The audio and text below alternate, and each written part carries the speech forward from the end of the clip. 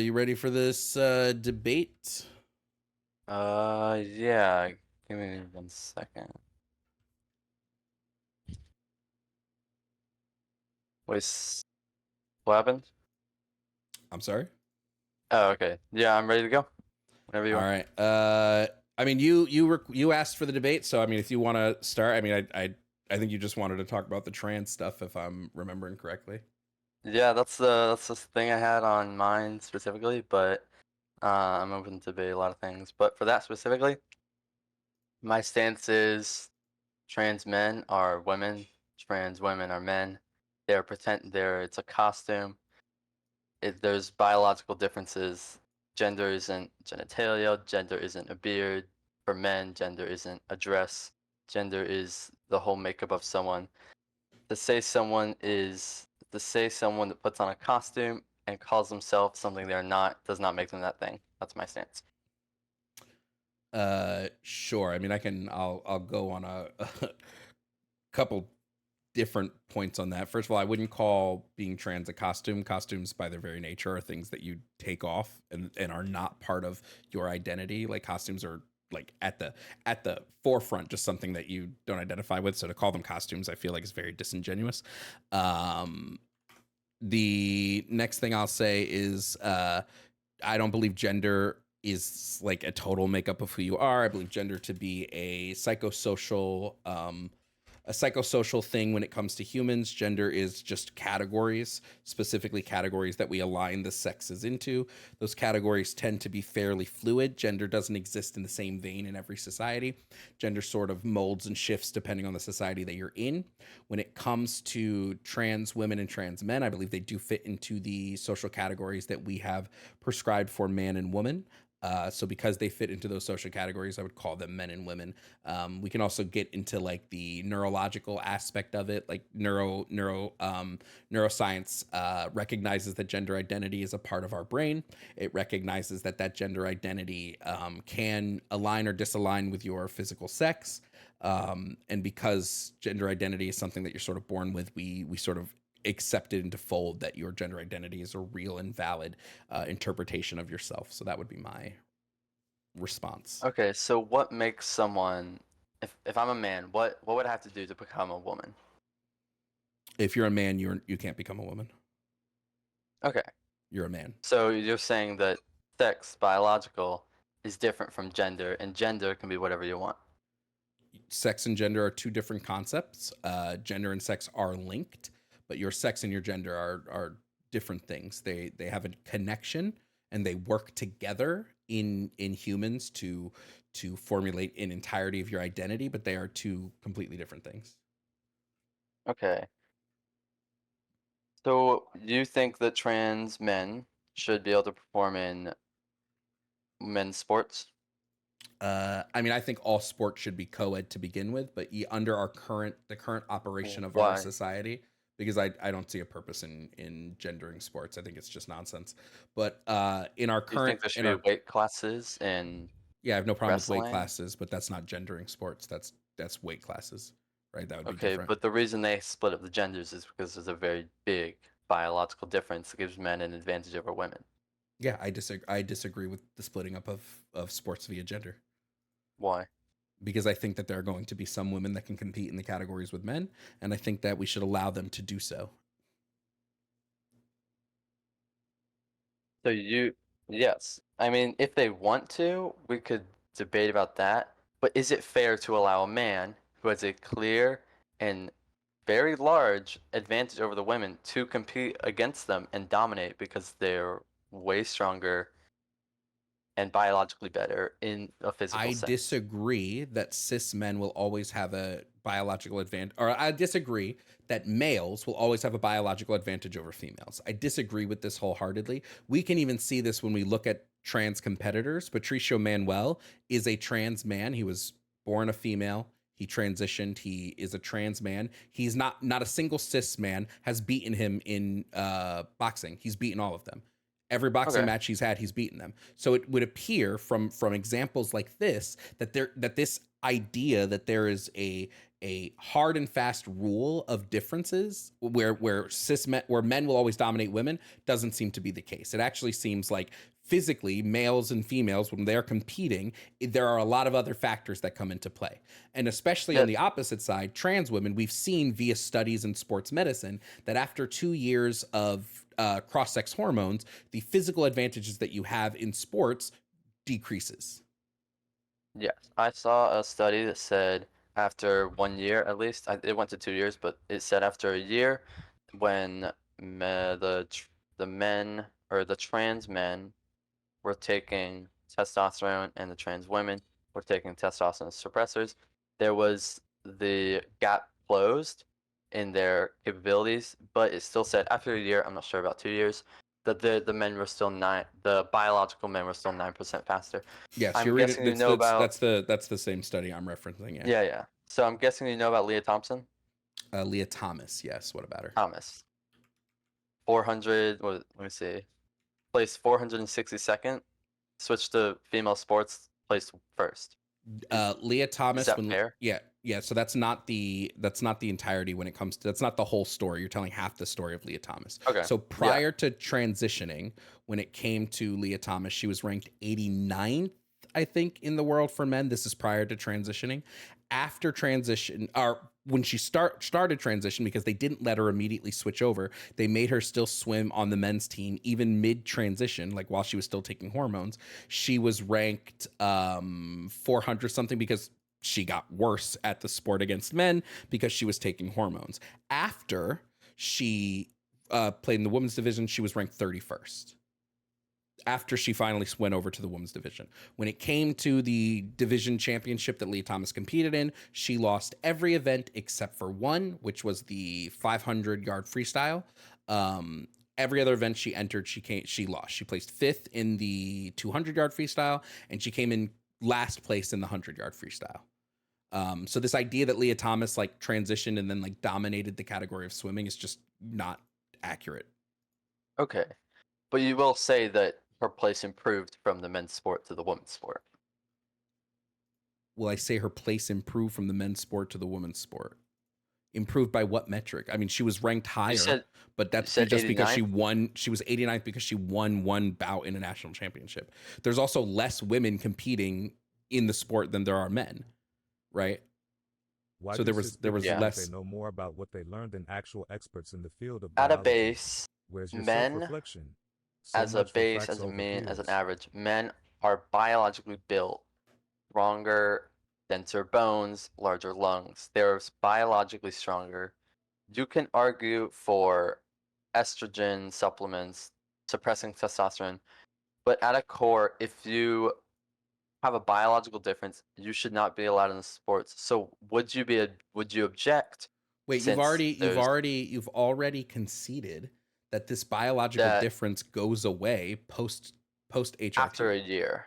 After a year. Yeah, so if someone says I'm a woman, you've already conceded. What's the standard of how long you have to take the supplements for? 2 years. Or the hormones. 2 years is standard. 2 years is the standard in almost every sport. 2 years. Yeah. Okay. Yeah. We can even see this with Leah Thomas. Leah Thomas started taking HRT in 2019, wasn't allowed to compete in the women's sport until 2021. So what would be the problem with having a trans sporting different sections since there aren't enough trans competitors? So who would they compete against?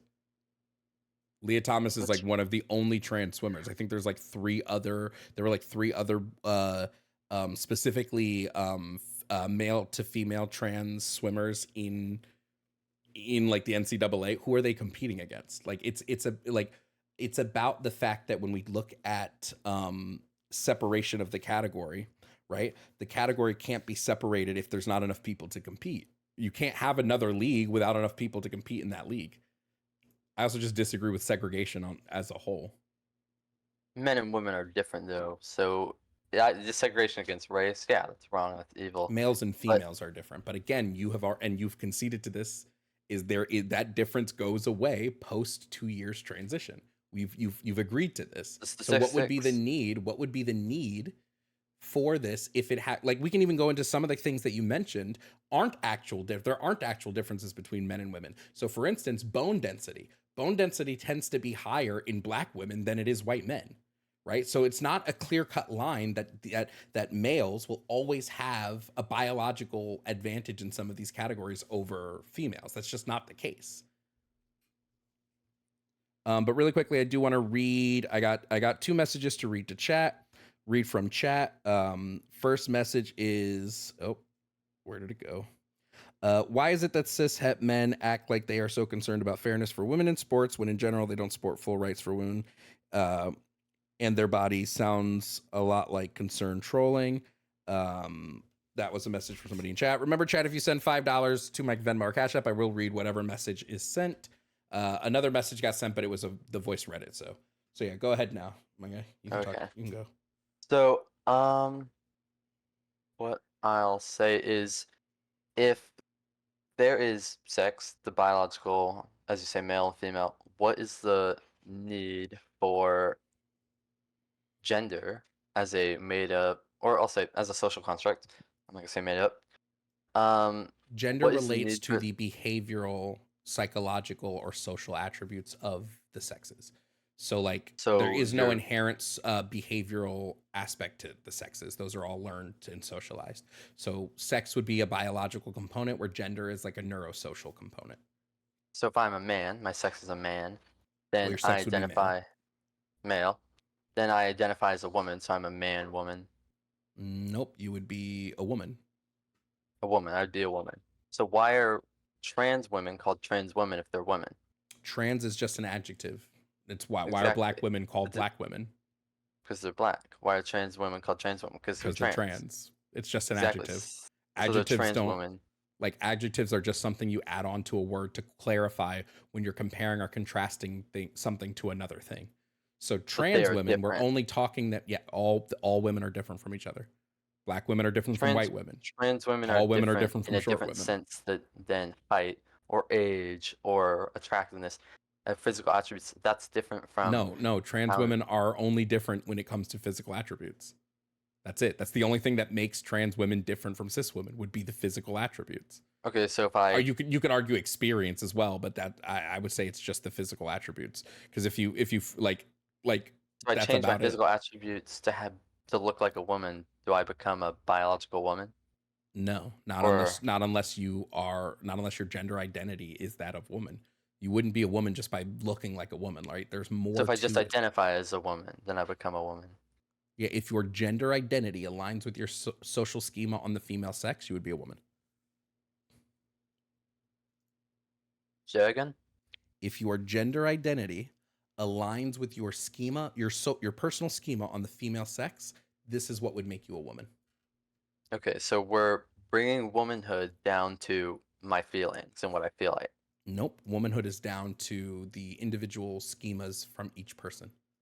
Exactly. So in my thoughts, my feelings, my wants, my desires, I decide in my own way that I'm a woman, and therefore, do I become a woman then?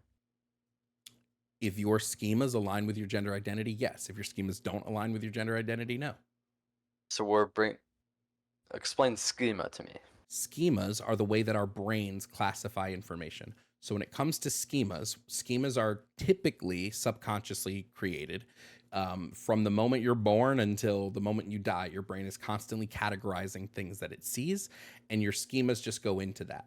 So if you, for instance, grow up around a mom and a grandmother, you're going to have, before you even start interacting with the world around you, you're going to have ideas on the female sex just based on the females that are in your life.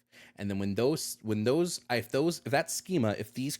these ideas and schemas around the female sex align with your gender identity, you would be a woman. If they don't align with your gender identity, you wouldn't be. So when a child is born and when they're in the womb, the identifying factor, because it's the most visible, it's the most obvious, is genitalia. We wouldn't say, though, that genitalia determines the entire makeup of someone's genitalia. Sex, genitalia is just a primary sex characteristic. It's exactly not a deterministic. So but I don't know what this has to do with what I just talked about. only women are born with with female genitalia. Only No men, woman, no, there males. is not a single woman alive that was born a woman. Then what are they born as? Babies, typically girls. They're not born women.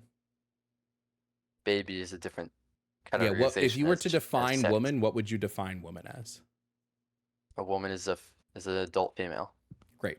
Adults aren't XX born, chromosomes. right? Adults have to grow into adults, correct? No, yeah, a baby is not a woman. A woman, Yeah. So when XX people chromosomes. so when people go, they're born women. That kind of isn't a thing that happens, right?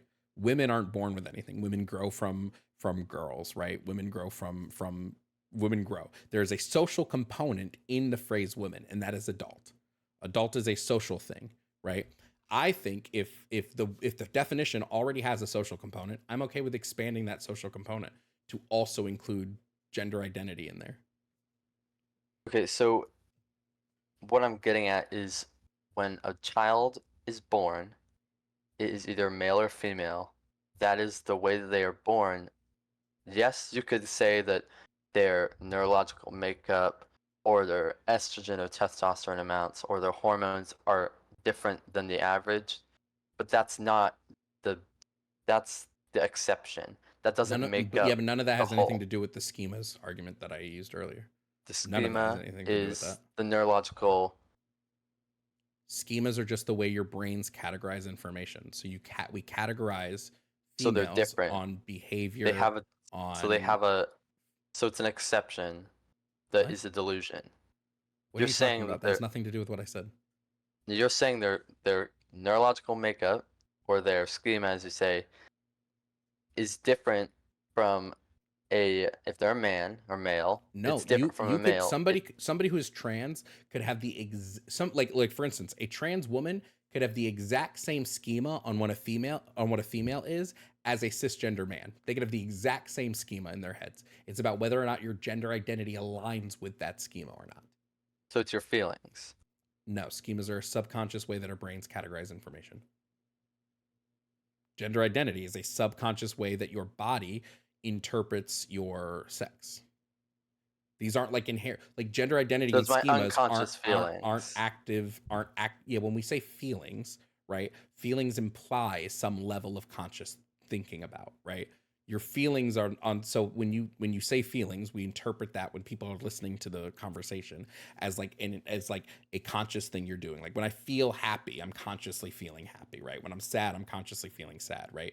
In a subconscious way of doing something, there is no thought into it at all. Your brain just does this. Your brain just categorizes information. You never once have to think about it. Your brain just does it. When it comes to your gender identity, you never have to think about your gender identity. Your brain just aligns or disaligns with your sex. You never have to think about it. Okay, so if I'm getting this correct, it's your.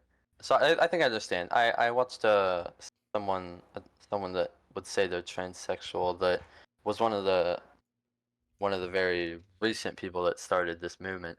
Was they were a woman and they said they never felt like a man. They always felt excluded in that sense, and so they transitioned to a man, and that's what they did. You're saying they're saying that their schema determined that they were a man instead of a woman. The alignment of their gender identity to their schema is what determines that fact. So would you not say that that is the exception? What do you mean by exception? Transgenders make up what, 0.5? Yeah, I would say that it's not, that typically our sex in genders align as humans, but then there are atypical instances where it doesn't. So if I have a schema and my brain thinks I'm a dog, it's a condition. I'm not just saying it for laughs. If someone has a condition that they truly believe they're a dog, should we allow them to live out dog like is not a dog? an identity. You can't identify as something outside of the human qualia. So Why? No, because you can only identify as something that you're capable to identify as. We don't know how dogs think or feel because dogs aren't humans. We do know how I don't know how a woman feels. Women and men have the same feelings. You're feeling like feelings, and the way that we interpret those feelings do not change between gender lines, right? Women don't have like a magical seventh emotion that men, like when we watch Inside Out and there's joy, sadness, there's not like woman, it doesn't show up as one of them. Like I'm the emotion that only women feel. Like we have the same emotions. So yes, you men and women feel the same things. So you think someone, if their subconscious thinks they're a dog, they can't identify as a dog because they don't know how a dog would think? Well, you can't identify as something outside of the human qualia. So there is Why? no dog. I just explained it. I literally just Yeah, explained it to you. you We said don't know what because we you don't know how dogs it think. feels to be dogs, because dogs have a completely different brain than humans do. They have a different dogs don't identify. Dog is not an identity, whereas gender are parts of our My innate senses my of self. schema, but my subconscious is telling me I'm a dog. Schemas don't S- determine what you are. It's your schema in relation to your gender identity that helps determine what you are. Exactly. So Schema it's in relation to your identity. dog There are is not an people that identity. We went over this already. You cannot identify there as something outside of the human qualia. I've answered this. exactly. So why not? I literally explained this to you. I answered the Because question. you're saying because human nature is separate from animal nature, Yeah. but humans are mammals. Humans, right, are going to be separate from creatures that don't have the same level of consciousness we are. So a human can't identify as a dog. Dogs don't Then why think do they or act then like why we do do. they think they're Just a like a dog? dog can't identify as a cat. They think different ways they do. Dogs So don't why even do what? yeah, so why do they think they're a dog? Who knows? There could be multiple reasons. Exactly. So why would a male think they're a woman? I don't think there's a single human on the planet who actually thinks they're a dog. You don't think so? I think they identify with dog attributes, right? They No. might It's a resonate it's with a dog attributes and personify dog delusion. attributes. No, I don't. Show me one person on the planet who actually thinks they're a dog. Show me that person. In real life? Yeah, show me the person. I don't believe this person exists. I don't think there's a single person on the face of the planet who actually believes they are a dog. Who identify as a dog. Like that doesn't exist. I did one Google search. I found this YouTube video. Japanese man spends $14,000 to turn himself into a dog. Japanese Looks what? like he got Japanese what? Japanese What was the man. second? Oh, okay. So he was a man. Got it. So he doesn't actually think he's a dog.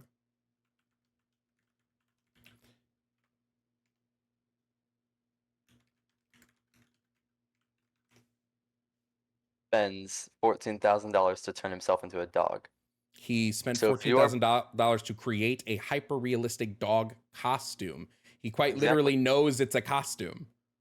He knows it's a he has a costume. delusion. So He no, he thinks he's a doesn't dog. actually think he's a dog. He's wearing a dog costume because he might personify the way, or not personify. He might enjoy the way it feels to act like a dog in that moment, but he doesn't actually believe he's a dog. He's just imitating dogs. That's different. Are you It's different than having an identity are as you dog. making a judgment call on his psyche? Yes, I am. Based on the information that I've been provided, he doesn't actually believe he's a dog. He made a costume of a dog so he could pretend And to be a acts dog. like a dog, and That doesn't mean he pretends to be a believes dog. that doesn't mean he believes he's a dog. This would be How do you know that? this is a very bad faith line of questioning. No, I'm saying there are people that have a delusion, that they think they are something they are not. If you are a male, nobody you're who's born a trans, male. nobody who's trans believes there's something they're not. That's not how being trans works. If I'm a male and I think I'm a woman, then I'm believing something I'm not. There is no trans person who's a male, right? Who thinks they're female. Who woke up one day and was like, my body's female all of a sudden. That's not how it works. I didn't right? say it happened in a boom, happened in a snap. I'm saying they think their subconscious, their mental delusion, whatever, thinks they are not the gender they are, the sex they are. Wait, define gender for me. Gender, as everyone says, I'll say gender and sex are the same thing. Gender was made up. I didn't ask you I didn't ask you if gender and sex was the same thing. I said define gender for me. Tell me what gender is. What is gender? When we say gender, when we say when male we talk or about female. gender, that's an example. I asked you to tell me what gender is. Define Gender the word. is What is the concept of gender? gender is the character that identify. I'm bad at describing things. Gender Hmm? is the word used to man. Male or female. So gender is male or female. That's what gender If I is. asked you what a Say car is, you color wouldn't. is If I orange, blue, asked you red. what cars are, you wouldn't say Honda and Ford. I'm asking what That's true. gender means. You can't answer that question, but you're claiming it's the same as sex. But you can't even tell me what it means. What does sex mean? Sex is going to be the biological characteristics of creatures that reproduce dimorphically. So the biological features in relation to their reproduction. That's what sex is going Their to be. biological makeup. In relation to reproduction. Yeah. What is gender? Same thing, I suppose. So gender is our so how does that make sense? Synonyms, I would say, but also gender is a made-up word. All words are made up. That's true, but So that argument holds no water. That argument holds no water. Every word determine truth? a word. The we as a word is going to society- describe the concept. We're using the word with each other right now. So we're talking about the concept of gender. You're claiming that the concept of gender is the exact same thing as sex, but you even slipped up when I asked you to define gender because you were about to say the characteristics of the sexes, which I know you were about to say, right? Gender as a concept, the way gender is used colloquially, right, is the characteristics, both physical, social, behavioral, the characteristics of the sexes. Those characteristics, though, are not specific to each sex. It's just what we typically see in each sex.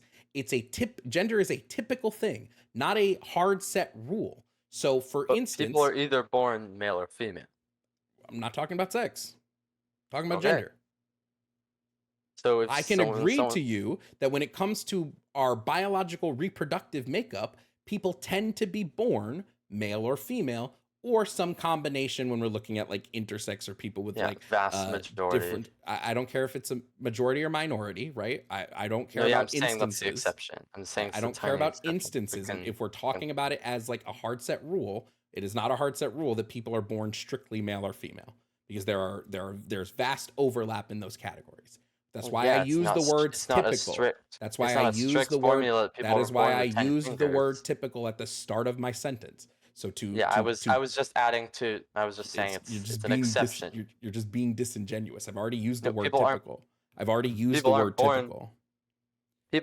You misunderstand. I wasn't disagreeing with you. I know you weren't, but you don't need to add when I've already clarified typical at the start of my sentence. So again, typically we are born of a sex, right? Whether it is male, female, or some combination or mesh between the two. Our gender is a vastly different thing. Gender, from a neurobiological sense, is something that we see in our brains. We know what part of the brain identifies with gender. Like, we know this from brain scans. We've even seen the brain scans when we're looking at sexual dimorphism to show that the brain of a trans woman is going to more align with the firing of the brain of a cis woman than it is with the firing of a brain of a cis man. Because gender and gender identity are going to be neurosocial concepts. They exist in our neurology. They exist in our brain. So the idea that gender is going to strictly be the same thing as sex doesn't hold any weight in both a medical, scientific, or even philosophical field. Yeah, so I'll say, does you say all words are made up? Yeah, that's true. But do words, as they've for thousands of years been used to convey what you're trying to say, do words determine truth just because they exist? Or does truth exist outside of words and outside of made-up human concepts? Is truth just a truth outside of what we have to name it or create words around? I don't believe there to be truth in social constructions. I believe social constructions don't have objective truths to them. They only have subjective truths.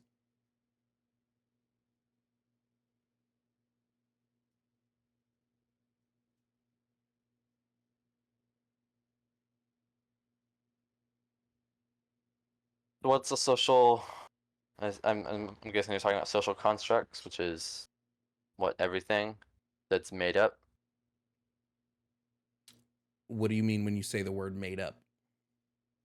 I mean, like economy. We made economy made up. I'm not saying. I'm just saying like we Yeah, made it. Like any social construction would only have subjective truths to them, not objective truths. okay, Any. so what is a social construct? A social construct would be a widely held idea, value, or thing that has been socially constructed through like the history of humanity.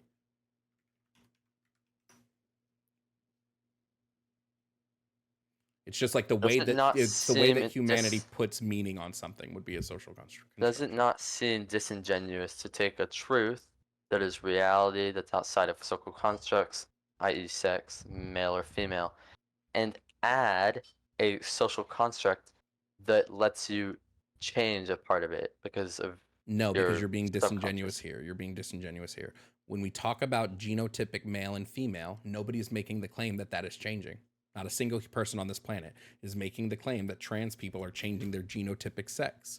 Not a single one. I Nobody. wouldn't say not a single one, but I will agree. Nobody is making the claim that they're changing their chromosomes. No, I Nobody guarantee is. that someone is saying that. Nobody is making the claim. Here, okay. Nobody who is I- relevant to the conversation or who has done any research in any way, shape, or form on chromosomal makeup is making the argument that that is something that we can change. So when you say people are taking male and female and changing them is just simply not true. I'm saying they're changing. I'm saying they're adding. We're not adding anything to male and female. No, you have sex, which is male or female, and then you add this word gender. Say it's a social construct, and now you become a woman because your subconscious says you are. No, that's not how social constructs work, right? When we're talking about social constructs, right? Just you saying you're a man at any point is a social construction, right? You're using the social side. Man and women are the social side, whereas male and female are biological, right?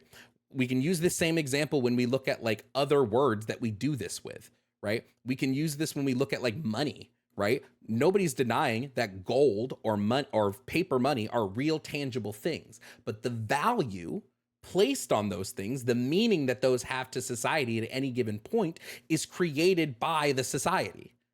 Otherwise, they're just items that are just sitting there. This is how any social construction works. So you can have the physical male and female, but what it means to be a man or woman would be societally decided upon, right? Typically, it's not even a conscious decision, right? So I just don't understand if you just don't know how social constructions relate to the way that we operate in like any given social structure. No, yeah. So, sex, male or female. So if someone is trans, then they are a male woman or a female man. They would typically be genotypically male or female. Phenotypically would be different because phenotypes are modifiable. So if we're talking about their phenotype, they could be you could have somebody who's genotypically male, phenotypically female, and their gender is woman. Or you could have somebody who's genotypically male, phenotypically male, whose gender is woman. Or you could have somebody who's genotypically intersex, phenotypically whatever they want to be, and then gender is whatever they want it to be, right? These things are not hard set in stone. And this is just stuff that we notice on a neurobiological level.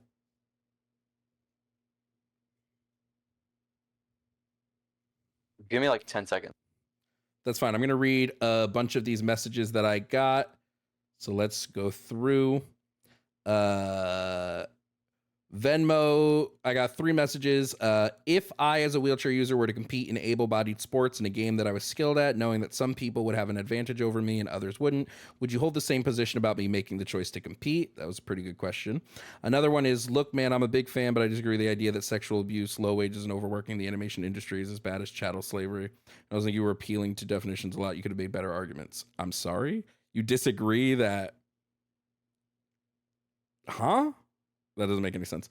Another one says, dude, stop saying exactly like you hit on something. Your brain is full of rocks and you're too stupid to have this conversation. You're Delulu donut. That was a bit rude of a message, but I got to read it anyway because I got the I got the pay. And then the last one on Cash App is this caller is brain dead. Again, I'll read whatever message is sent. This is for educational purposes, so those were the messages that I got in that time. So yeah. But yeah, back to our conversation whenever you're ready. Yeah, I'm back. So, I'll be honest, not very informed up on phenotype, genotype, on those words. But as it seemed that you agreed with, which I'm not gonna say you do, just a trans, as you said, is an adjective. If a sex is biological, so if you're a trans man or a trans woman, whatever, you're still the same sex. So if you're a trans man, then you're a man, woman. So to clarify, sex on a neurobiological, medical, scientific level is split up into two categories. You have genotypic sex and phenotypic sex. Genotypic sex is specifically your we got a ban evader over in TikTok or on Twitch. Get out of here. Genotypic sex is going to be your chromosomal makeup. This is a non-modifiable trait. Your chromosomes are sort of set in stone unless we eventually come up with some way to genetically alter chromosomes. But as of right now, your chromosomes cannot change. They can never change. They are what they are. They're set in stone. You have phenotypic sex, which is a modifiable aspect of your sex. It's going to be the physical representation of your genotypic sex. So it's going to be things like hormone production. It's going to be things like reproductive systems. It's going to be things like genitalia. These are going to be your phenotypic sexual attributes. These, in every scientific field, phenotypes are always viewed as modifiable. That's why they're called phenotypes, right? So sex and gender. No, sexual phenotypes are not gender. Okay. Reproductive organs are your sexual phenotypes. These would not be gender, right? So phenotypes are going to be the sexual reproduction, the sexual like your primary and secondary sexual characteristics. These are all modifiable. So when we say somebody is male, they can be genotypically male, phenotypically male, or genotypically female and phenotypically female. So somebody can be genotypically male while being phenotypically female, or genotypically female while being phenotypically male, right? That's just how these things work, because you can change your phenotypic attributes. You can change those. And then you have gender, which is a completely third thing, which is typically your internal perception of your sex and how that sex orients in your body, and just the way that you identify with the behavioral or psychological attributes within the sexes. Okay, yeah. This is why we say gender's neurosocial. Yeah. So, like, as I said, as a trans person, you are born male or female, majority of cases, and then through your neurochemical subconscious, it decides that, or it's gender would be an that innate you sense are- of self. It's just an innate feeling that we Yeah, have an innate once feeling. we hit around the ages of like 3 and 4, and that's started to develop in our psyche. It's just an innate feeling. Like, it's not, there's no consciousness to it. Our gender identity is just some innate feeling we have about who we are. So, it being innate, does that make it good? I wouldn't place any morality on gender whatsoever. That would just be a weird. It just is. I mean- there is no good or bad to it. It just is. Sure, but there's definitely, I'm not very read up on the statistics, but which could be the treatment for trans people, since they're not treated very well in a lot of cases, and I've seen very horrible, reprehensible things. But which I don't know if that's just because I mean, non-trans people die too, but also it was clearly a specified attack. But besides that, the people that detransition, the suicide rates, those are real and those should be talked about instead of just feeding into this What? thing of Okay, like so no hold on. therapy, So no hold on. anything. Just because I think you don't understand even how transitioning tends to work. So first of all, when it comes to the detransition rate, every major study that we have that looks into the detransition rate, the detransition rate is sitting at about the high end, like conservatively 3%. On the more low end, it's sitting at like 1%. Sometimes lower than 1%. So the detransition rate nowhere near. Or you mean for like um surgery or For people socially who or both? both people who detransition, it sits at about 1 to 3%. 3% is going to be on the high end. The high. If we're going to talk about regret rate, for instance, of surgery, that sits at around 2% on the like conservative side. Like 2% is the regret rate for surgery, which is lower than the regret rate for like almost any other surgery that exists on the planet. When we're looking at mental health of trans people, with gender affirming care, trans people tend to experience a much better mental health outcome. So there are multiple studies that have gone into this that I can link you if you want to see them. But for specific, there was a systematic literature review on 55 studies. 51 of those studies found that transitioning had positive effects on mental health.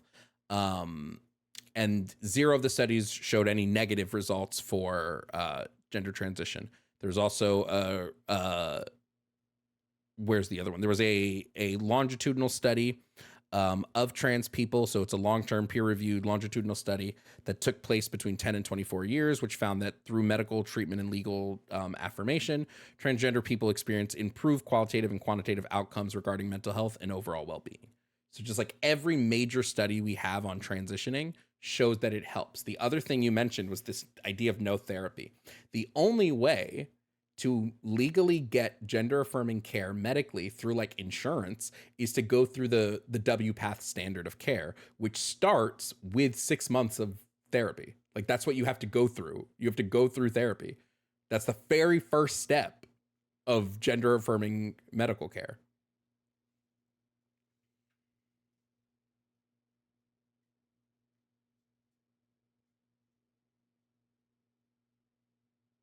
I think I was gonna say something. I kind of forgot. Oh, do you know about the? I'm not asking in a. I'm just asking in a knowledge perspective because I am not very informed on this about the suicide rates and stuff like that.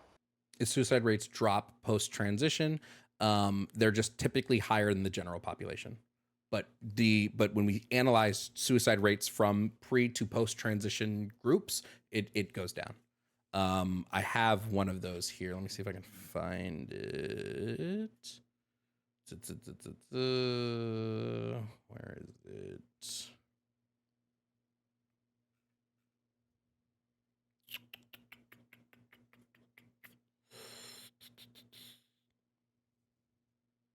I have to look through. It's in here somewhere. But yeah, typically when we see pre to post groups, pre to post transition groups analyzed, suicide rates go down by like upwards of suicide ideation goes down by like 70%. It's just still typically higher than the general population, which when you look at any review systematically of the suicide rates, the reason for the suicide rates that they list are going to be family and social stigmatization. Yeah, and I did bring that up because that's a that's a very real thing. It's can the I'm assuming can the the schema the psychosis of your subconscious, can we see that like outwardly in a sense of like can someone else view that other than just the person themselves? I just want to be careful about the use of the word psychosis. Psychosis, like, specifically uh, relates to like a break, like a loss of touch with reality, which wouldn't be happening in this case. But someone's psyche is typically not able to be viewed. However, we can view different things. So, for instance, when we've analyzed trans brains to cisgender brains, as part of the way that they did this was by looking at uh, the way your brain fires when presented with sexual stimuli. And they found that when presented with sexual stimuli, trans women's brains fired more similarly to cisgender women's brains than they did with cisgender men. That's just like one of the things that they've analyzed when we're looking at like brain sexual dimorphism in our brains. Okay. Well, I think that at this degree, I think we have clarity, unless there's something about what I think that you don't understand, or I mean, not in that sense, but just that I've explained. I think we could have both agreed that transitioning shouldn't happen until they're 18 or older. Disagree. Like, do you think children should be able to get surgeries? Well, no, they wouldn't be able to because their bodies aren't developed enough for the surgeries at that point. I think when it comes to medical affirming care, puberty suppressants and HRT can be done at Tanner stage 2 when those are appropriate at that developmental stage. I think you can have top surgery like 15 and up. I have no issues with that. And then bottom surgery, I would say 17 and up. So why should a child that can't drive a car, can't go to war, that can't drink alcohol, that can't take drugs, why should they be allowed to get this permanent, irreversible? It's not permanent or irreversible. Puberty blockers. Yes, they are. No, they're not.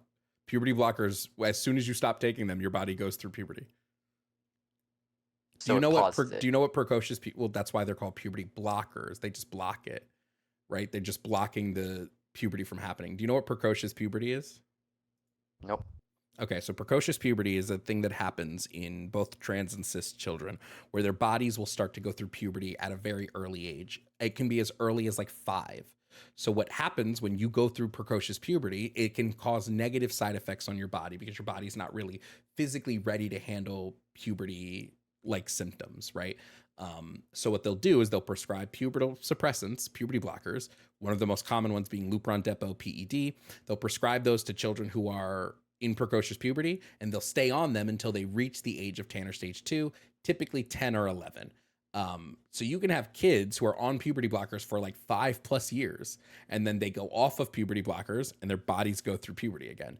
Trans kids typically will only be on pubertal suppressants for like 12 to 24 months while they decide what they want to do, whether they decide they want to go through HRT or go just let their bodies go through the natural puberty that it's of whatever sex they were born as.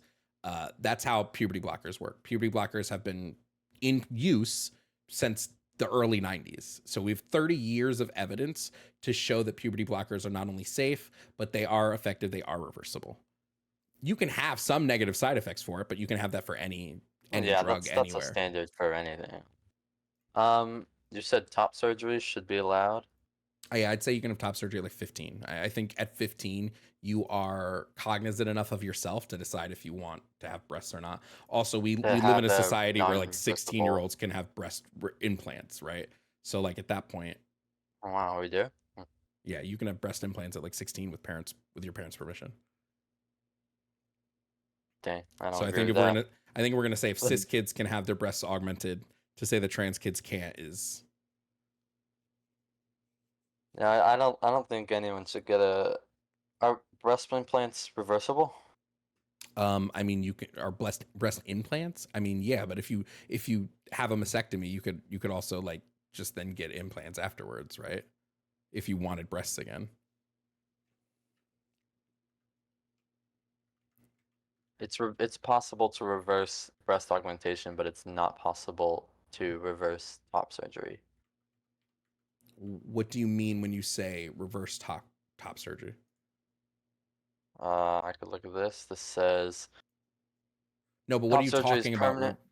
Yeah, it's permanent. Removing Yeah, you're removing the permanent. tissue, but if they want Yeah. breasts again, if they're like, I feel like if they go like, oh, I made a mistake, because this does happen, people will go, oh, I transitioned, I should detransition, and they want breasts again, we can just give them breasts again. We can just give them a I breast mean, implant. top surgery is permanent, cannot be reversed. Your chest will never look the same as it did before surgery for this reason. Nobody's saying it will look the same. It would look different, but you can still So just it's a permanent change. you can do breast implants, homie. What's not connecting here? No, yeah, but it's not the same. Sure, you can Would you like that's off like your hand if and I had a reattach woman, it. if I have a woman who's just super flat chested and she has breasts implanted, that's also not the same, right? But she still now has breasts. I don't understand what the point of. No, you take them away. Just because you put them back doesn't mean they're the exact same. Doesn't mean Nobody's there's no. saying they're the same. I wouldn't say that breast implants are the same as like your natural breasts, but they are still breasts. You still have breasts again.